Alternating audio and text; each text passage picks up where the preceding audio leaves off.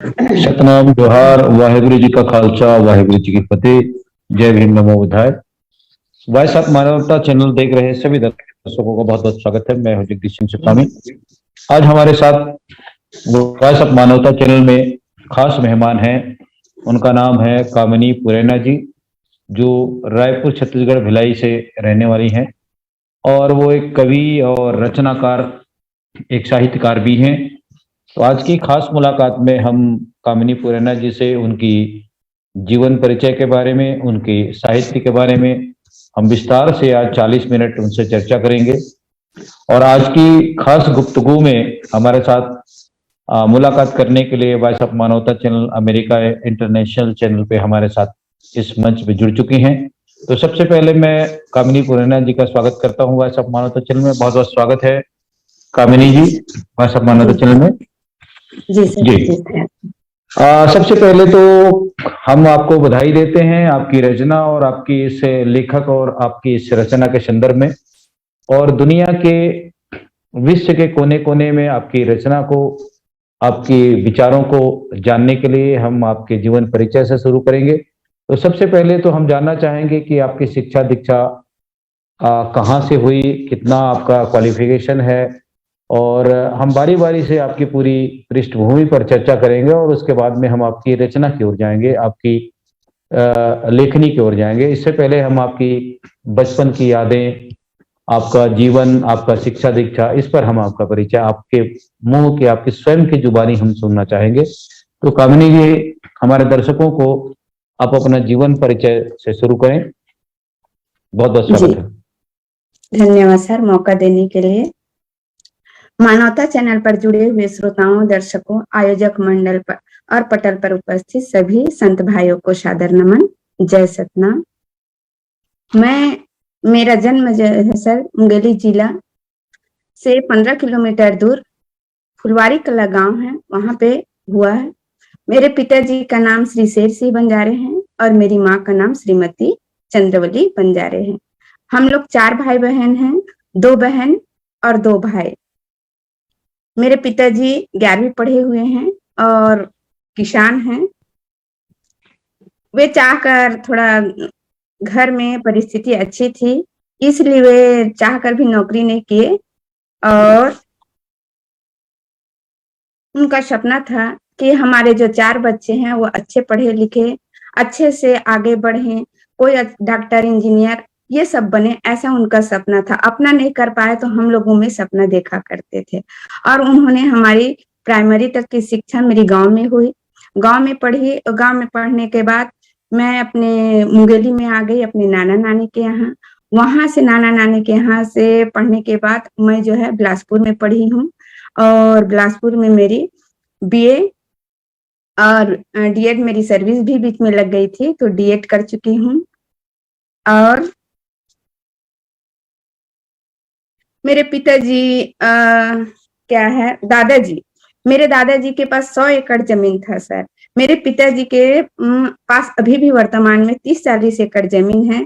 घर में, गांव में गौटिया होने के कारण वे 11वीं पास होने के बावजूद भी नौकरी नहीं किया, आज भी किसान है। और हम लोग की जो है उनकी शादी जो हुई तो मेरी माँ जो आई थी तो वो 8वीं पास थी और 8वीं पास होने के कारण गांव में वही पढ़ी लिखी और शिक्षित महिला थी।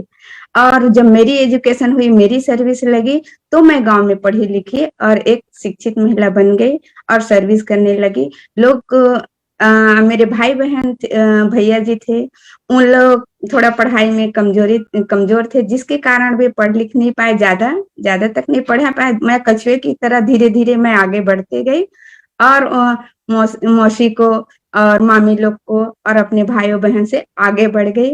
और पिताजी 12वीं के बाद मेरी सर्विस लग गई फर्स्ट ईयर प्रीवियस में ही। तो उसी समय शिक्षा कर्मी की भर्ती हो रही थी। पिताजी बोले कि बेटी तुम जो है ये करना चाहती हो, 500 रुपए है और गांव में ये है, भर्ती हो रही है तो भर दूं क्या करके पूछे। फिर बोलते हैं कि नहीं बेटी 500 में तू क्या करेगी, ऐसा उनके मन में क्वेश्चन आया। 500 में क्या, तो मेरी इच्छा हुई कि नहीं पिताजी, मुझे 500 रुपए में करने समाज सेवा करना है, मुझे पैसे की लालच नहीं है। ऐसे करके मैं सर्विस में आ गई सर, और जो भी हूँ आज आपके सामने हूँ। जी जी, बहुत अच्छा लगा आपके जीवन परिचय के बारे में सुन करके।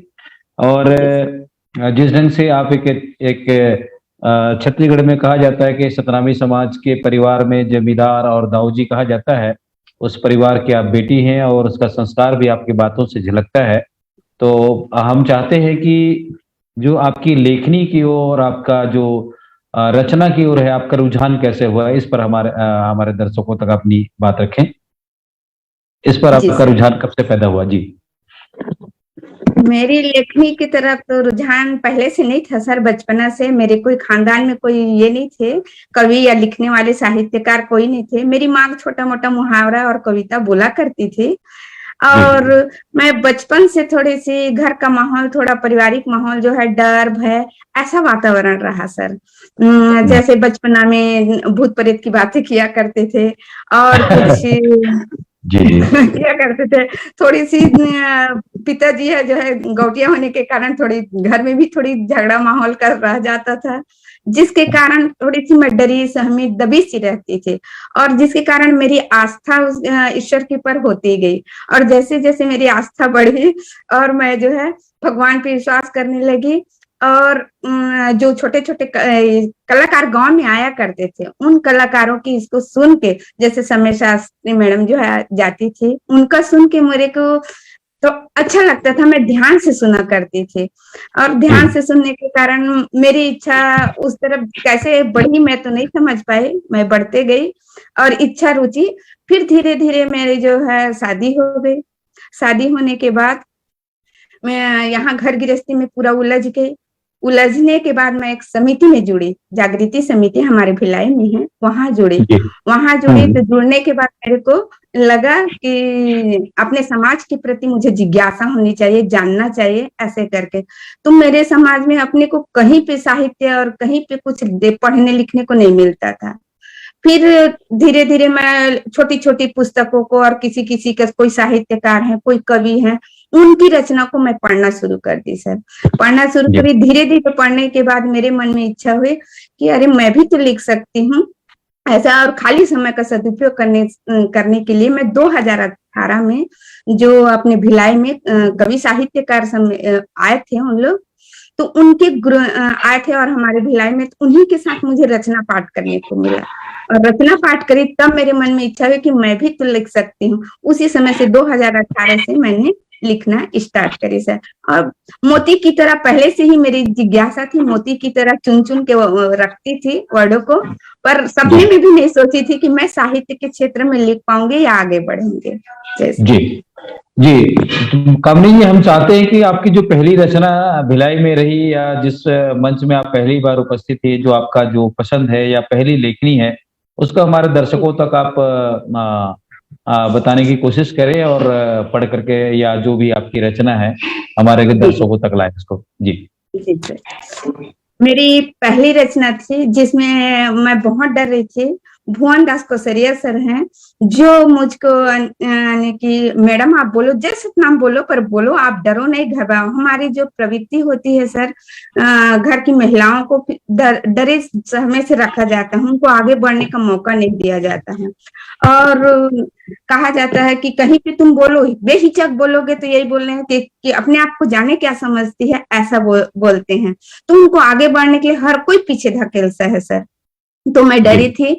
सर बोले कि नहीं आगे आओ, आप आओ मैडम, ऐसे करके। तब फिर मैं गई, बहुत हौसला अफजाई किए, और तब मैं इस रचना को दी, और बहुत मुझे तारीफ मिली, बहुत सम्मान किया गया। रचना का शीर्षक है, कौन कहता है नारियों में दम नहीं।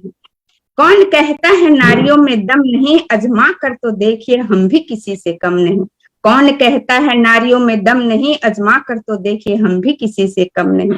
कौन कहता है नारियों में साहस नहीं, कौन कहता है नारियों में साहस नहीं, तुमने रानी लक्ष्मीबाई कल्पना चावला को ठीक से देखा नहीं। तुमने रानी लक्ष्मीबाई कल्पना चावला को ठीक से देखा नहीं।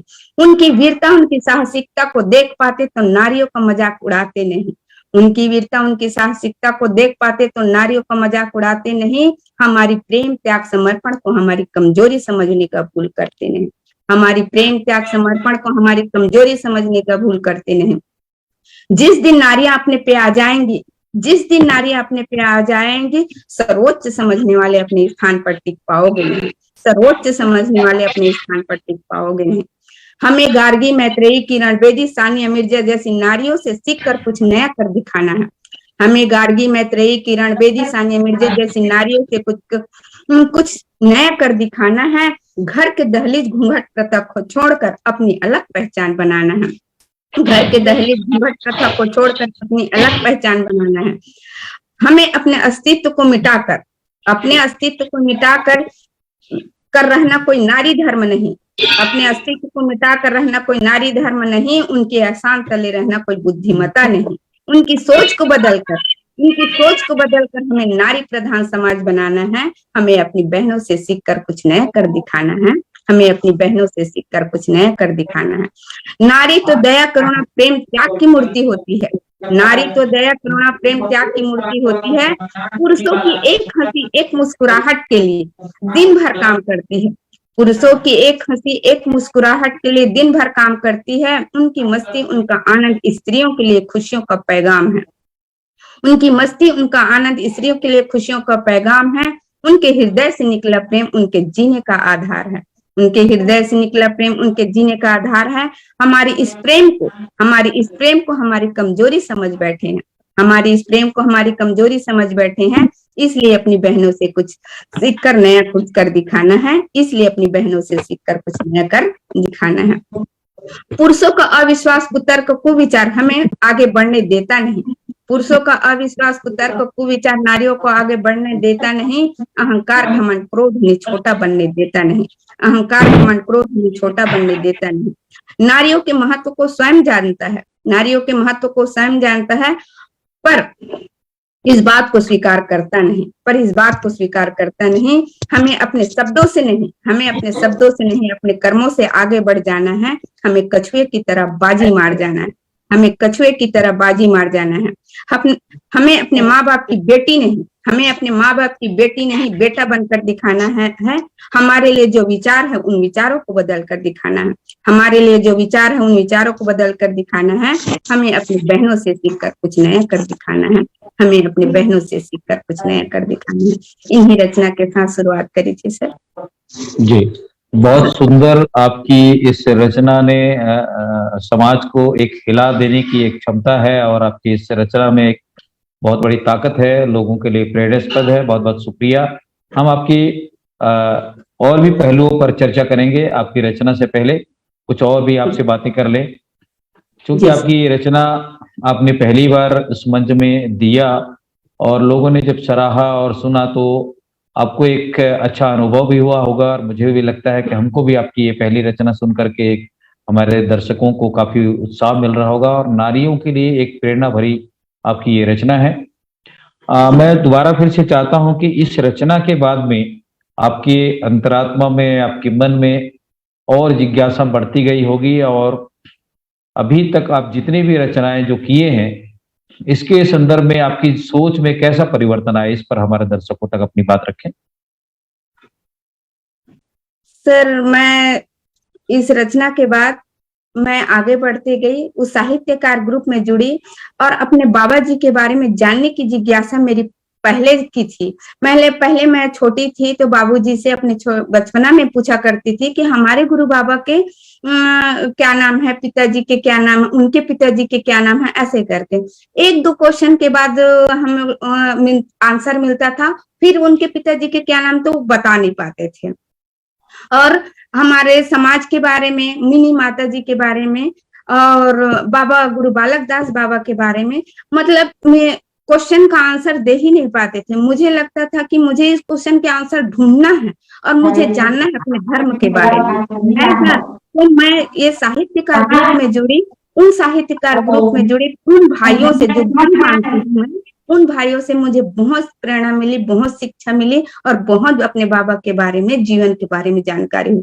और उस जीवन को मैं पढ़ के आज जो भी प्रयास कर रही हूँ उन्हीं की रचना को पढ़कर आज थोड़ा बहुत जो लिखने की कोशिश करी हूँ, प्रयास कर रही हूँ सर, और अपनी भावनाओं को व्यक्त करती हूँ। और सही मायने में पूछिए तो मेरे जीवन में ऐसे ऐसे घटने घटे हैं कि मुझे थोड़ी सी समाज में उपेक्षाएं मुझे ज्यादा मिली है, उपेक्षित टाइप, जो बचपना से मुझे उपेक्षित किया गया, ऐसा मुझे एहसास होता है। मेरे देखने का नजरिया जो है समाज के प्रति थोड़ा अलग है, कि लोग मुझे थोड़ी सी हे दृष्टि से देखते हैं, ऐसे टाइप। और मेरे साथ जो गुजरा भी है, तो इस तरीके से मैं जो है अपने समाज के प्रति नारियों के थोड़ा आक्रोश मेरे को नजर आता है। मैं वीर रस में ज्यादा लिखती हूँ, तो जहां तक हो सके अपनी रचना के माध्यम से उन्हीं बातों को ज्यादा व्यक्त करती हूँ, समाज में जो व्याप्त है कुरीतियां, उसके बारे में। जी जी। तो हम आपसे दोबारा आपकी और दूसरी कोई आपकी जो प्रमुख रचना है उसको हम सुनना चाहेंगे हमारे दर्शकों के लिए। जी।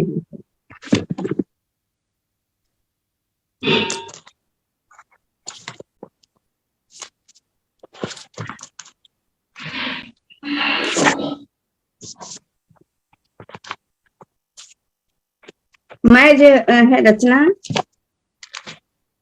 अपने गुरु के लिखी थी सर, उनको मैं सुनाना चाहूंगी।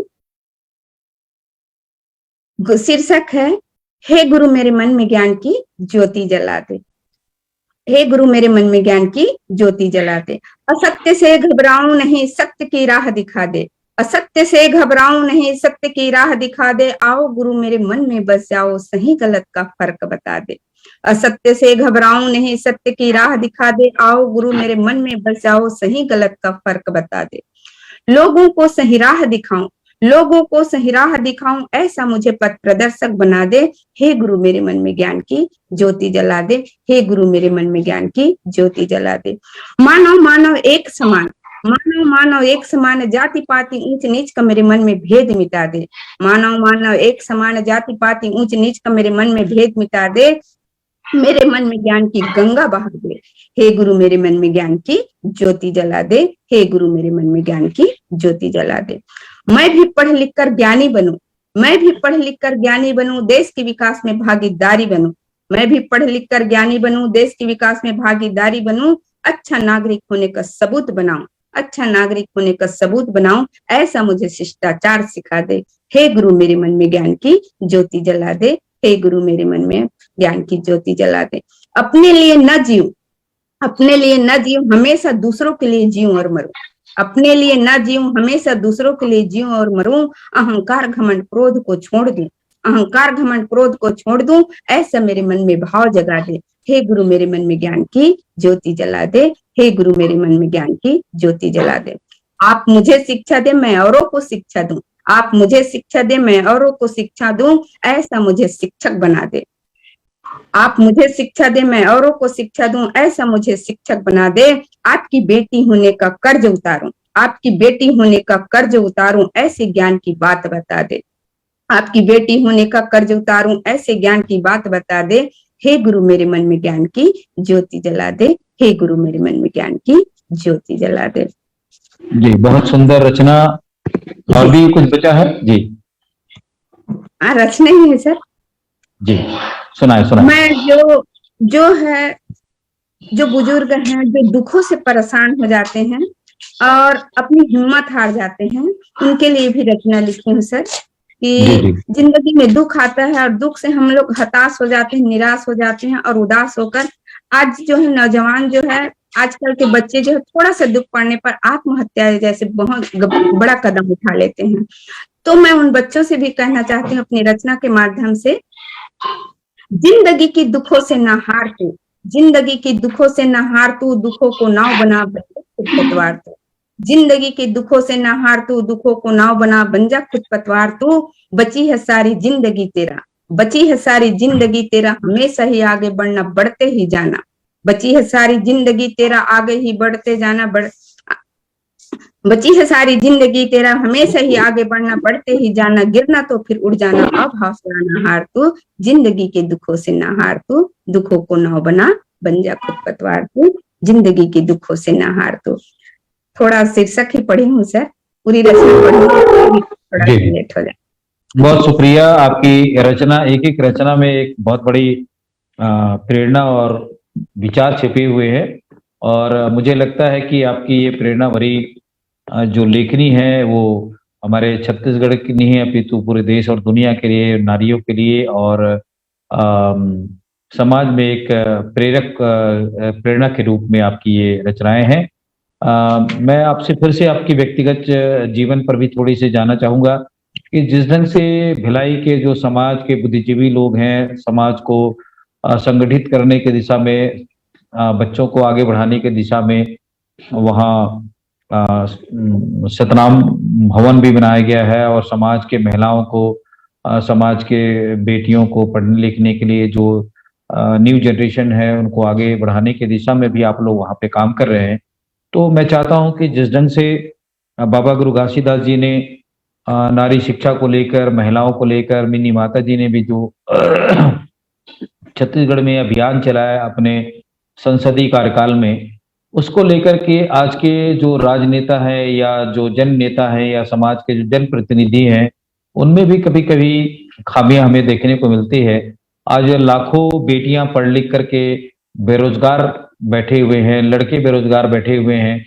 और समाज के अंदर में अगर हम झांकते हैं तो आप देखते हैं कि जहाँ पे अभी परिचय सम्मेलन कराया जाता है तो वहां पे हम बच्चों की स्थिति देखते हैं तो बहुत दुख लगता है। तो ऐसे समाज की विषम परिस्थितियों पर कभी आपकी कोई सोच गई है या कोई आपने कुछ लिखा है, तो इस पर भी हम कुछ आपसे चर्चा करना चाहेंगे। इस पर आपकी क्या सोच है?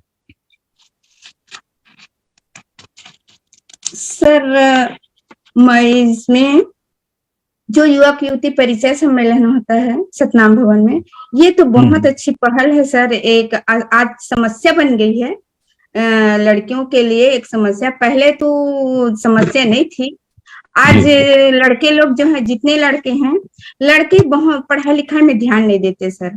और युवा जो है अपने जो सर्विस में है, माता पिता जो सर्विस में रहते हैं, उन्हें बाप की कमाई पर बहुत ज्यादा खर्च करते हैं, पढ़ाई पे लिखाई पे ध्यान नहीं देते हैं। और बेटियां जो होती है वो अपने कर्तव्य को भली भांति समझती हैं, वो अपने पिता के दुख दर्द को समझती हैं और आगे कोशिश करती हैं कि मैं अपने पिता के इसको कंधे से कंधा मिलाकर काम करूं और मैं उनके बेटी जैसे नहीं बेटा जैसे काम करके दिखाऊं, ऐसा उनकी इच्छा रहती है। और वो घर में रहते रहते अपने समाज के प्रति, पढ़ाई लिखाई के प्रति जिम्मेदारी उठाती हैं। और उतने ही बच्चे लापरवाह होते जा रहे हैं, जिसके कारण जो है लड़कों की संख्या कम होते जा रही है और लड़कियों की पढ़ी लिखी संख्या कम होते जा रही है। और देखा जाए तो सतनाम भवन में जब भी पंजीयन होता है, उस पंजीयन में लड़के जो है 1/4 में रहते हैं, जबकि लड़कियां जो है बहुत ये हो गई हैं। और डिग्री को आप देखोगे तो उनकी डिग्री तो आप गिन नहीं सकते, ऐसी डिग्रियां हैं लड़कियों के पास। तो समस्याएं बढ़ती जा रही है सर। जी हम चाहते हैं कि इस पर आपकी कोई रचना अगर है तो हमारे दर्शकों तक ऐसी कोई रचना की सोच अगर आ गई हो आप, तो इसके माध्यम से भी कोई रचना, आपकी अगली रचना अगर जो आपकी प्रिय हो, उस रचना को भी हमारे दर्शकों तक लाएं। मैं नारियों के ऊपर ज्यादा ही लिखी हूँ सर जी। या फिर इसके बारे में बच्चों के, आज जो है बच्चे जो है मोबाइल को ज्यादा अपना ये समझते हैं। तो मैं मोबाइल के बारे में, मोबाइल जो है और छोटी छोटी बातों को जो होना चाहिए वो नजरअंदाज करते हैं सर। तो उस नजरअंदाज करते हैं, उस छोटी छोटी बातों पर मैं लिखना बताना चाहूंगी बच्चों को और युवा के सभी के लिए है। ये रचना का शीर्षक है छोटा ना समझो। मोबाइल को हाथ का खिलौना ना समझो, मोबाइल को हाथ का खिलौना ना समझो, वही एक दिन समय चुरा ले जाएगा। मोबाइल को हाथ का खिलौना ना समझो, वही एक दिन समय चुरा ले जाएगा। माचिस की तीली को छोटा ना समझो, माचिस की तीली को छोटा ना समझो, वही एक दिन तुमको ही जलाएगा। माचिस की तीली को छोटा ना समझो, वही एक दिन तुमको ही जलाएगा। सर्प को दूध न पिलाओ, सर्प को दूध न पिलाओ, वही एक दिन तुमको ही जलाएगा, वही तुमको ही डस जाएगा। सर्प को दूध न पिलाओ, वही एक दिन तुमको ही डस जाएगा। शराब भट्टी को जगह जगह न खुलवाओ, शराब भट्टी को जगह जगह न खुलवाओ, वही एक दिन तुमको ही शराबी बनाएगा। शराब भट्टी को जगह जगह न खुलवाओ, वही एक दिन तुमको ही शराबी बनाएगा। दोस्त को अपनों से ऊपर न समझो, दोस्त को अपनों से ऊपर ना समझो, वही एक दिन दुश्मन बन जाएगा। दोस्त को अपनों से ऊपर ना समझो, वही एक दिन दुश्मन बन जाएगा। खान पान में मुंह के स्वाद को ना देखो, खान पान में मुंह के स्वाद को ना देखो, वही एक दिन दलिया उबला खाना खिचड़ी तक पहुंचाएगा। खान पान के मुंह में स्वाद को ना देखो, वही एक दिन उबला खाना खिचड़ी तक पहुंचाएगा। लड़कों को लड़कियों से श्रेष्ठ न समझो, लड़कों को लड़कियों से श्रेष्ठ न समझो, वही एक दिन पड़ोसी बन जाएगा, वही एक दिन पड़ोसी बन जाएगा। गलत तरीके से धन न कमाओ, गलत तरीके से धन न कमाओ, वही एक दिन नींद उड़ा ले जाएगा। गलत तरीके से धन न कमाओ, वही एक दिन नींद उड़ा ले जाएगा। चाली चुगली को मनोरंजन का साधन न समझो, चाली चुगली को मनोरंजन का साधन न समझो, वही एक दिन नजरों से गिरा जाएगा, वही एक दिन नजरों से गिरा जाएगा। सर्दी खांसी को छोटा ना समझो, सर्दी खांसी को छोटा ना समझो, वही एक दिन मौत का कारण बन जाएगा, वही एक दिन मौत का कारण बन जाएगा। तो इसी के माध्यम से मैं युवा बच्चों और पुरुष सभी को अपना रचना के माध्यम से संदेश देने की कोशिश करेंगे सर। जी, जैसा कि आपने लास्ट में कहा कि सर्दी खांसी को छोटा ना समझो, ये कोरोना का महामारी बन गया था दुनिया में, तो जी जी आपकी एक एक शब्दों में एक बहुत बड़ा बात है, छुपा हुआ है। तो हम आपसे अगली और चर्चा के बारे में करते हैं कि जैसा कि आपका जो परिवार है, आप के जो पति है वो क्या करते हैं, इस पर भी थोड़ा सा आप प्रकाश डालें। आपके बच्चे क्या करते हैं, क्योंकि चूंकि आप एक जागृति से संबंधित आपके परिवार में एक संस्कार जो मिला हुआ है, तो हम चाहते हैं कि हमारे दर्शकों तक आपके विचारों के संदर्भ में आपके परिवार की पृष्ठभूमि के बारे में भी लोग थोड़ा अवगत हों। जी जी सर। मेरे पति जो है बीएसपी में टीचर है सर। पहले एम्प्लॉय थे, इसमें कारखाना में थे, फिर पेपर दिलाए, फिर उसके बाद टीचर बन गए। अब फिर उनके बाद हम लोग दिल्ली राजरा चले गए, दिल्ली राजरा से फिर यहाँ भिलाई में आ गए हैं। और मेरी जो है बिटिया, 2 जने बच्चे हैं, बिटिया बड़ी है, बेटा छोटा है। बिटिया अभी फिलहाल एम.कॉम फाइनल में है और बेटा जो है ड्रॉप करके जेईई का तैयारी कर रहा है। जी। और शिक्षा तो हमारे परिवार में देवर और जो भी ससुराल का माहौल है वो सब सर्विस के हैं सर। और टीचर ही विभाग में है, सब फील्ड इसी फील्ड में है, टीचर विभाग में। और मेरी माँ भी टीचर थी और पिताजी तो नहीं किए, पर ना माँ सर्विस में थी। तो हमारे घर का माहौल जो है, शिक्षा का माहौल जो है बहुत अच्छा रहा। और मेरी जब बेटी छोटी थी तो मैं सर्विस करती थी, तो ये बोलते थे कि आप जो है सर्विस को छोड़ दो और सॉरी, बिटिया को अपना इंग्लिश मीडियम में नहीं पढ़ाएंगे, अपन गांव के ही इसमें ग्रामीण क्षेत्र में पढ़ाएंगे, गांव के स्कूल में, ऐसा बोलते थे। मैं बोली मैं ग्रामीण क्षेत्र में पढ़ी हूँ, ग्रामीण की शिक्षा को मैं खुद ही जानती हूँ, जितनी मेरी बेटी जानती है उतना तो गांव के बच्चे 6 क्लास के नहीं जानते। तो मैं अपनी बेटी को ऐसा शिक्षा नहीं दूंगी, ऐसे करके मैं एक बार नौकरी छोड़ना मंजूर करूंगी, पर अपनी बेटी को सही शिक्षा दूंगी करके मैं जो है यहाँ इसने मुंगेली में पढ़ाई अपनी बिटिया को। और आज मेरी बिटिया जो है थोड़ी सी एल्बिनिज्म है सर, जो बुरी जो आई वीकनेस रहता है ना, वैसे टाइप है मेरी बेटी। तो इस कारण मेरे को थोड़ी और समस्या का सामना करना पड़ा। और मैं अपनी जी जान से उनको पढ़ाने में लग गई सर। आज जो भी मेरी बेटी पहुंची है वो सब मेरे ही से पहुंची है, क्योंकि मैं उसको दिन और रात पढ़ने में उसकी मदद करती थी, उसको कोई आंख में ज्यादा प्रॉब्लम ना हो करके। आज मेरी बिटिया जो है इसमें आ गई है, तो मुझे गर्व महसूस होता है। और सब मेरी सहेलियां भी कहती हैं कि, और डॉक्टर भी बोल दिए थे कि आपकी बेटी नहीं पढ़ पाएगी करके, और सहेलियां कहती हैं कि आपकी बेटी यहाँ तक पहुंची है वो आपके बदौलत है करके। और उनका ज्यादा ये सहयोग रहा सर। बहुत अच्छी मेरी बेटी, और बेटा भी बहुत मेहनत कर रहा है, जेईई का तैयारी कर रहा है। और मिस्टर भी थोड़ा सा सपोर्टिंग है, पर उनको इस फील्ड से कोई मतलब भी नहीं है, ऐसा है सर। जी जी जी। हम आपके अगली और रचना के बारे में जानना चाहेंगे। हमारे दर्शकों की साहित्य और विचारों का एक तालमेल का एक परिचर्चा है, क्योंकि हम चाहते हैं कि हमारे समाज में जो जितनी भी प्रतिभा है, वो उन सब प्रतिभाओं को जिनकी कोई आवाज ना हो, वॉइस ऑफ मानवता चैनल आपकी अपनी आवाज है। इसके माध्यम से हम जन जन तक अपनी बातों को इस चैनल के माध्यम से लोगों के विचारों को पहचाने का एक कड़ी के माध्यम से हम लोग काम कर रहे हैं। और हमने बीड़ा उठाया कि छत्तीसगढ़ में जितने भी प्रतिभा है, चाहे वो बेटियों का हो, बेटों का हो, चाहे वो किसी भी क्षेत्र के हों, अगर आपके कोई संपर्क में ऐसे भी बच्चे हों जो कोई ऐसे उपलब्धि के कार्य कर रहे हों या समाज में एक प्रेरणादायी कार्य करने वाले हों, तो उनकी भी आवाज हम बन करके अपने चैनल के माध्यम से उनका इंटरव्यू कर सकते हैं। उनके किए गए कार्यों को हम अपने चैनल के माध्यम से लोगों को बता भी सकते हैं। तो उसके लिए भी आपके संपर्क में जो भी ऐसे व्यक्ति हों, उनको हमारी ये जो संपर्क नंबर है उनको दें। और हम अगली रचना के लिए फिर से आपसे चाहते हैं कि आपकी जो सबसे ज्यादा प्रिय रचना हो, जिसको आप अच्छे से विचारों के माध्यम से पिरोया है, उसको हमारे दर्शकों तक लाएं। जी सर, मैं आपको बताएं कि संपन्न परिवार से हूं करके। तो परिवार में सर क्या है, हमारे परिवार में खेती बाड़ी को सब बेचते जा रहे हैं। पता नहीं क्यों लोगों को अपनी जिम्मेदारी का एहसास नहीं हो पाता है, समझ में नहीं आता। अब मुझे लड़की होने का ज्यादा दुख होता है, मैं क्यों नहीं लड़के हुई, ऐसा टाइप मुझे एहसास होता है। क्योंकि मेरे परिवार में देखती हूँ सब लोग लापरवाह सर, और अपनी जमीन जायदाद को अभी सब बेच डाले हैं और बेच दिए हैं। जो पहले मान सम्मान मिलता था, उस मान सम्मान अभी नहीं रह गया है। तो ऐसा लगता है कि मेरे समाज में हमारे लोग क्यों आगे नहीं आते, क्यों अपनी जिम्मेदारी को नहीं उठाते, ऐसे करके। तो उन्हीं को प्रेरणा देने के लिए रचना लिखने की कोशिश करी हूँ सर। रचना का शीर्षक है उठो जागो वीर बहादुरो। रचना का उठो जागो वीर बहादुरो, उठो जागो वीर बहादुरो, छाता पहाड़ की चट्टान हो तुम। उठो जागो वीर बहादुरो, छाता पहाड़ की चट्टान हो तुम। कायरता तुम्हारे खून में नहीं, बाबा बालक दास के संतान हो तुम। उठो जागो वीर बहादुरो, छाता पहाड़ की चट्टान हो तुम।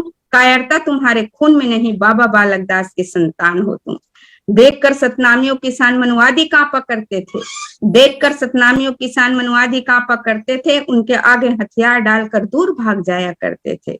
देखकर सतनामियों किसान मनुवादी कांपा करते थे, उनके आगे हथियार डालकर दूर भाग जाया करते थे। वही सतनामी की शौर्यता और वीरता की पहचान हो तुम, वही सतनामी की शौर्यता और वीरता की पहचान हो तुम। उठो जागो वीर बहादुरो, छाता पहाड़ की चट्टान हो तुम। उठो जागो वीर बहादुरो, छाता पहाड़ की चट्टान हो तुम। वे अपने लिए नहीं अपनों के लिए लड़ जाया करते थे, वे अपने लिए नहीं अपनों के लिए लड़ जाया करते थे। अन्याय अत्याचार के खिलाफ तलवार उठाया करते थे, वे अपने लिए नहीं अपनों के लिए लड़ जाया करते थे। अन्याय अत्याचार के खिलाफ तलवार उठाया करते थे। वही मर मिटने वाले वीर भान की शान हो तुम, वही मर मिटने वाले वीर भान की शान हो तुम। उठो जागो वीर बहादुरो, छाता पहाड़ की चट्टान हो तुम। उठो जागो वीर बहादुरो, छाता पहाड़ की चट्टान हो तुम। दुश्मन जो आंख दिखाए आंख निकाल लाया करते थे, दुश्मन जो आंख दिखाए तो आंख निकाल लाया करते थे। आत्म स्वाभिमान पर आंच आए तो, आत्म स्वाभिमान पर आंच आए तो बारूद बन जाया करते थे। दुश्मन जो आंख दिखाए तो आंख निकाल लाया करते थे, आत्म स्वाभिमान पर आंच आए तो बारूद बन जाया करते थे। ऐसे जीवन जीने वाले महान इंसान के खान हो तुम, ऐसे जीवन जीने वाले महान इंसान के खान हो तुम। उठो जागो वीर बहादुरो, छाता पहाड़ की चट्टान हो तुम। उठो जागो वीर बहादुरो, छाता पहाड़ की चट्टान हो तुम। वे गरीब लाचार बेबसों की आवाज बन जाया करते थे, वे गरीब लाचार बेबसों की आवाज बन जाया करते थे। शब्दों से नहीं अपने कर्मों से जवाब ढूंढ लाया करते थे, वे अपने शब्दों से नहीं अपने कर्मों से जवाब ढूंढ लाया करते थे। वही जोश और जुनून रखने वाले पूर्वजों की अरमान हो तुम, वही जोश और जुनून रखने वाले पूर्वजों की अरमान हो तुम। उठो जागो वीर बहादुरो, छाता पहाड़ की चट्टान हो तुम। उठो जागो वीर बहादुरो, छाता पहाड़ की चट्टान हो तुम। ज्यादा नमन। जय जी, बहुत सुंदर आपकी एक एक रचना। जितनी बार आप जो रचना सुना रहे हैं उसमें एक उत्साह हमें देखने को मिल रहा है, और ये समाज के लिए, हमारे युवा पीढ़ी के लिए एक प्रेरणास्पद है। आपने वीरबान जी का नाम लिया तो मेरे मन में अभी आ रहा था कि जो नारनौल में 1672 में सतनामियों के साथ में जो विद्रोह हुआ था, तो कहा जाता है कि उस विद्रोह में सतनामी समाज की एक बहुत बहादुर महिला थी जो सतनाम की अनुयायी थी। और कहा जाता था कि जब हमारे लोगों के साथ में अन्याय, अत्याचार, जुल्म जब जाति बढ़ा उस युद्ध में, तो जो तावा से रोटी बनाने का जो औजार हुआ होता था उस लोहे का, उसको सतनाम करके वो जब उस तावे को फेंकती थी तो वो एक चक्र के रूप में उनके शाही सेना के गर्दन करते चले जाते थे। ऐसा मुझे इतिहासकारों ने बताया। तो मुझे लगा कि आपने ये जो वीर भान जो उस नानौल पंजाब में आज भी उस क्षेत्र में बचे हुए जो हमारे सतनामी हैं उनको अपना एक गुरु के रूप में मानते हैं, वीर भान जी को, और उन्हीं के नेतृत्व में 1672 की विद्रोह की लड़ाई भी हमारे लोगों ने लड़ी थी। और सतनामियों की एक अलग गौरवशाली इतिहास है। तो मैं चाहूंगा कि इस पर भी आप रचना लिखें या सोचें, अगर इस पर भी अगर कोई रचना आप बना सकें तो हम इस पर जरूर आने वाले समय में इस पर चर्चा भी करेंगे। तो मैं अगली और आपकी रचना को देखिए, आपका हमारा जो समय है 40 मिनट का पता भी नहीं चला कि इस परिचर्चा पर हमारा समय कितना नजदीक आ गया।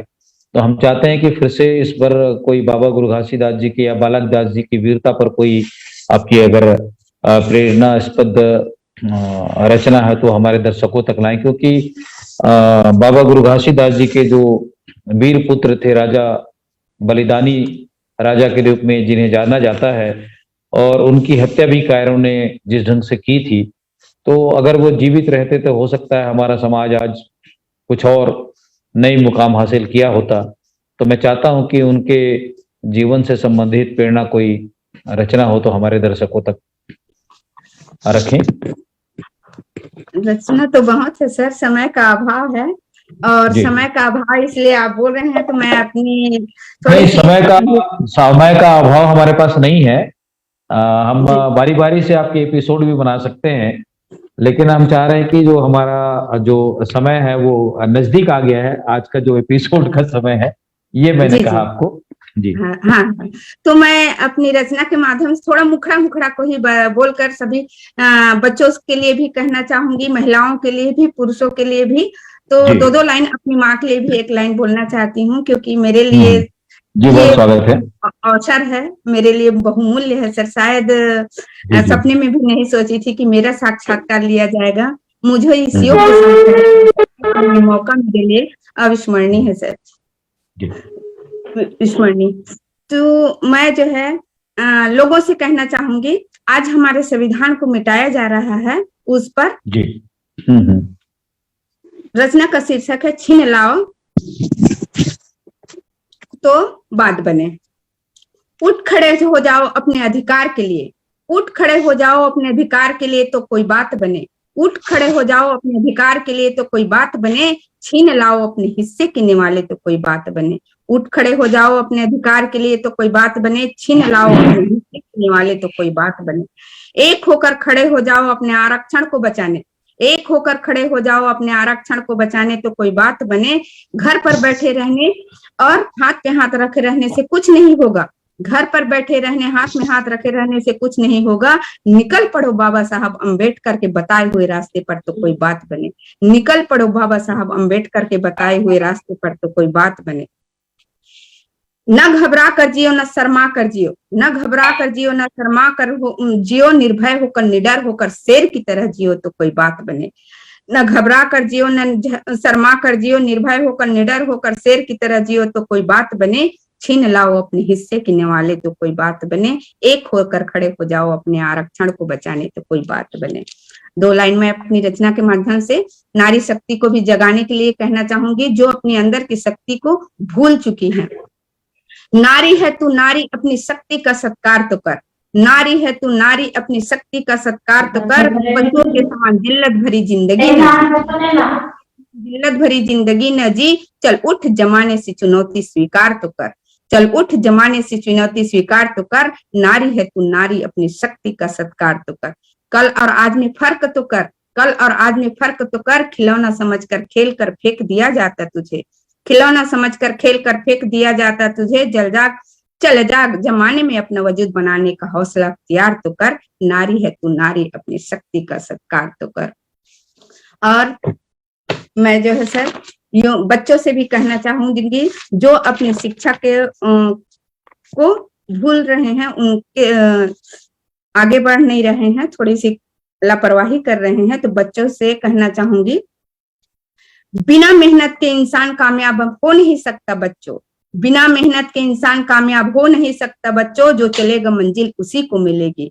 बिना मेहनत के इंसान कामयाब हो नहीं सकता बच्चों, जो चलेगा मंजिल उसी को मिलेगी। मौज मस्ती के लिए तो जिंदगी पड़ी है, नजरें उठाओ तुम्हारे सामने चुनौती खड़ी है, नजरें उठाओ तुम्हारे सामने चुनौती खड़ी है। यूं नहीं मिलती कामयाबी, यूं नहीं मिलती कामयाबी, हर खुशी से दूर जाना पड़ता है। यूं नहीं मिलती कामयाबी, हर खुशी से दूर जाना पड़ता है। सपनों के उड़ते हुए परिंदे को पकड़ने के लिए परिश्रम का खून बहाना पड़ता है। सपनों के उड़ते हुए परिंदे को पकड़ने के लिए परिश्रम का खून बहाना पड़ता है।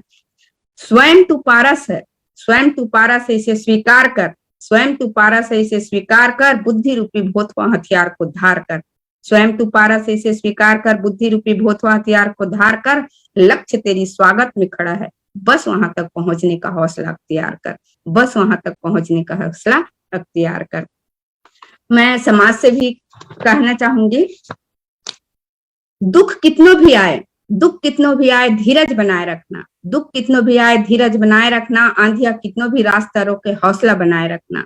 दुख कितनों भी आए, धीरज बनाए रखना। आंधिया कितनों भी रास्ता रोके, हौसला बनाए रखना। मुश्किलें कितनों भी आए, आत्मविश्वास का दिया जलाए रखना। मुश्किलें कितनों भी आए, आत्मविश्वास का दिया जलाए रखना।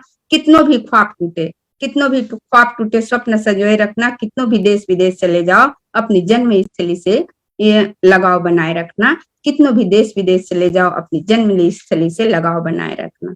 लहरें तेरे बस में नहीं तो क्या हुआ, लहरें तेरे बस में नहीं तो क्या हुआ, कश्तियां तेरे साथ तो है।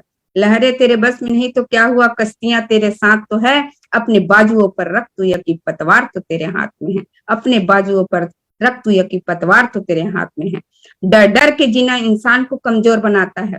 डर डर के जीना इंसान को कमजोर बनाता है। डरा हुआ इंसान मुश्किल घड़ी में हार मान जाता है।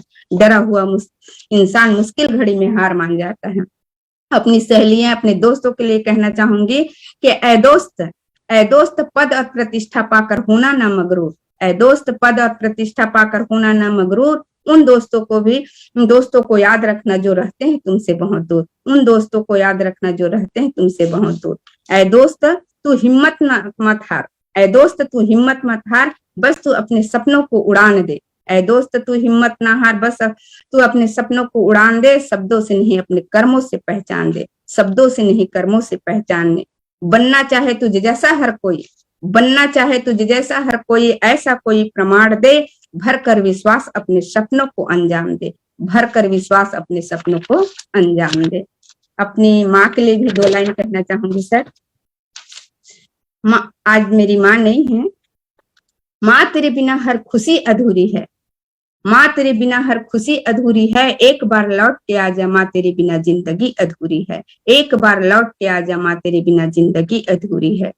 ये मेरे लेखनी के शब्द नहीं, ये मेरे लेखनी के शब्द नहीं, ये मेरे दिल की जज्बात है। ये मेरे लेखनी के शब्द नहीं, ये मेरे दिल की जज्बात है।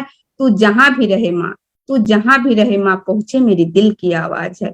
तू जहां भी रहे माँ, पहुंचे मेरी दिल की आवाज है। अपने गुरु बाबा के लिए भी 2 लाइन। ऐसा ज्ञान दे दो बाबा, ऐसा ज्ञान दे दो बाबा, सत्य का अलग जगाऊं मैं। ऐसा ज्ञान दे दो बाबा, सत्य का अलग जगाऊं मैं। कर्म पथ पर चलकर बाबा तेरा ही गुण गाऊं मैं। कर्म पथ पर चलकर बाबा तेरा ही गुण गाऊं मैं। शीश झुकाती हूँ, नमस्कार करती हूँ, शीश झुकाती हूँ, नमस्कार करती हूँ उस गुरु बाबा घासी को, जिसने गिरोधपुरी में जन्म लेकर पावन किया छत्तीसगढ़ की माटी को। जिसने गिरोधपुरी में जन्म लेकर पावन किया छत्तीसगढ़ की माटी को। नाम सर जी। आवाज नहीं आ रही है सर। बहुत बहुत शुक्रिया कामिनी पुरैना जी। आज हमारे खास मुलाकात में कामिनी पुरैना जी से हम विस्तार से उनकी रचनाओं के बारे में, उनकी व्यक्तिगत जीवन के बारे में हमने चर्चा की है और काफी विस्तार से बातें की है। हमारे चैनल के संपादक जी भी, मेघराज जी, कुछ कहना चाह रहे हैं आपसे। आपकी रचनाओं से काफी प्रभावित हुए हैं मुझे लगता है, तो मैं चाहता हूं कि मेघराज जी भी कुछ चर्चा करें आपसे। जी सत श्री अकाल, वाहिगुरु जी का खालसा वाहिगुरु फतेह सबको। आपकी रचनाएं सुन करके काफी अच्छा लगा और जागरूक लगता है, आप अंदर से काफी जागरूक हैं। ये जो जिनका अनुभव जाग गया होता है वही ये चीज लिख सकते हैं। अनुभव जो चीज होती है वो ये भी बताना जरूरी होता है कि अनुभव से जो निकलने वाली चीजें होती हैं वो लोगों के फायदे में होती है और झूठ के खिलाफ होती हैं। तो ये हम आपको बधाई देते हैं कि आप जैसी महिलाएं जो लोगों को जागरूक कर रही हैं, और हम वॉइस ऑफ मानवता न्यूज चैनल की तरफ से उनको सर्टिफिकेट भी देते हैं, जो जैसे काम अच्छे लोगों को देते हैं, जिंदे लोगों को जिंदा उनको कहते हैं जो सच बोलना जानते हैं। हमने एक प्रोग्राम भी स्टार्ट किया कि आज की मुलाकात जिंदे लोगों के साथ। अब जिंदा हम उनको मानते हैं जो सच बोलना जानते हैं, वरना चुप रहना तो मुर्दे भी जानते हैं। तो जिंदे लोग ही अच्छाई और सच्चाई लिख सकते हैं और आगे बढ़ सकते हैं। तो ये आपका जो एक मैं एक बात ऐड करना चाहता हूँ, आप महिलाएं हैं तो महिला की स्थिति अच्छी तरह समझ आती है कि महिला किस आधार से गुजरती है, किस मतलब दिमाग, जो महिलाओं का जो दिमाग होता है वो पुरुषों के माइंड से बहुत ज्यादा स्ट्रोंग होता है।